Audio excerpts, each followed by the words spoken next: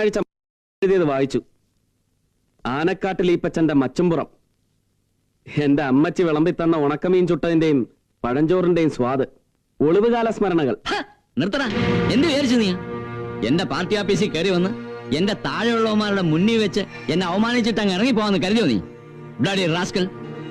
ചത്തുപോയ തന്തയുടെ പേര് പറഞ്ഞ് എന്നെ പേടിപ്പിക്കാമെന്ന് കരുതി മേലാലി ഇവിടെങ്ങാനും വന്ന് കേറിയാലുണ്ടല്ലോ, പിന്നെ ശവപ്പെട്ടിക്കകത്ത് കിടന്ന് പുഴുക്കുന്നേ. ഇപ്പൊ നിന്റെ തന്ത കിടന്ന് പുഴുക്കുന്ന പോലെ. ഇന്നലെ വരെ നമ്മൾ തമ്മിലുള്ളതെല്ലാം ഇതുകൊണ്ട് അവസാനിപ്പിക്കുവാ ഞാൻ.